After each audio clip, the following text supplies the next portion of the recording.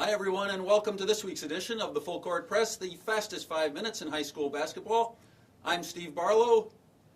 To my left is Mark the Jaffman Jaffe, sitting in for Joe Palladino, who's on special assignment this week. And you are in the Hoop Zone. Jaffman, as we speak, it's still 2 hours till tip-off time between Holy Cross and Crosby up at the Crosby Palace. But through the magic of video, here is the Jaffman's report from tonight's game.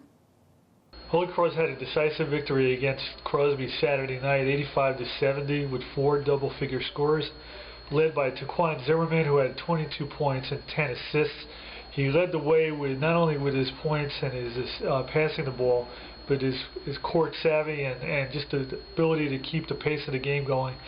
Right now, Holy Cross is one of the got to be the league favorite right now, being 6-0.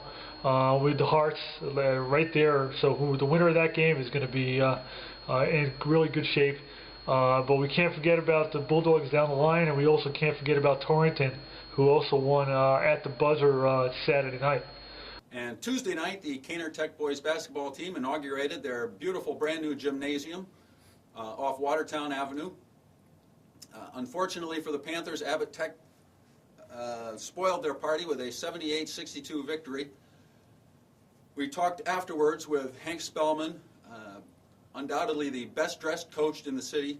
I say of the three of the 4 losses that we had should have been wins, but for one reason or another, we're not making excuses. We're going to go from here.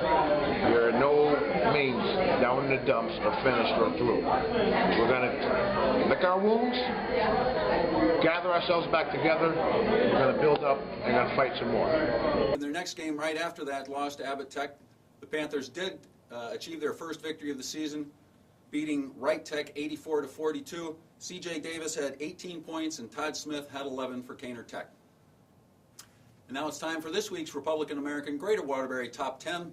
In the top spot, we have Sacred Heart, which had 2 impressive victories over Torrington and Crosby a week ago. Holy Cross is number 2, but as we've said, depending on the outcome of Saturday night's game with Crosby, that could change. At number 5 is Terryville, off to an undefeated start in the Berkshire League. Looks like they're going to be the class of that league. Number 8, Chappaqua, has been pulling out one close victory after another. They had a great victory, overtime victory over Wamoga on Friday night, chronicled in Saturday's paper.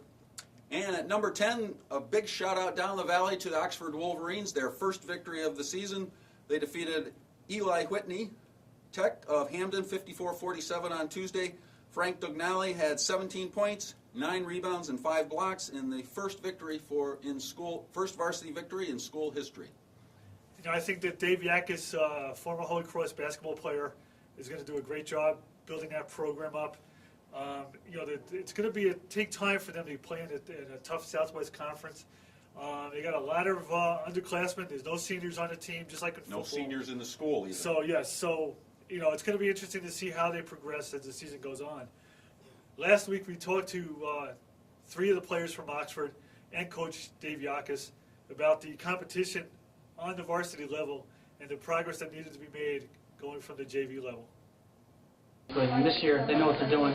They're a lot quicker and a lot faster than last year, and they can definitely shoot better. Work harder, too. And work harder. And how do you guys need to respond to that?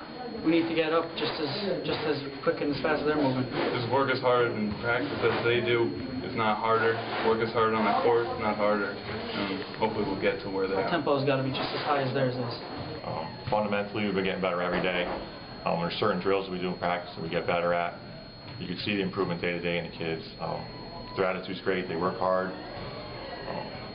We got some shooters this year too from the perimeter. We shoot the ball pretty well from the perimeter, and I think that's probably our biggest strength right now is our perimeter shooting. And that will do it for this week's edition of the Full Court Press. Remember, for the best high school sports coverage in the state, read the Republican American every day. And here at the Hoop Zone, you can get scores, stats, standings, photo galleries, stories, web shows, and much, much more. Pretty much anything you want to know about high school basketball, Mark, you can get it at the Hoop Zone. Thanks very much for watching. We'll see you next Monday.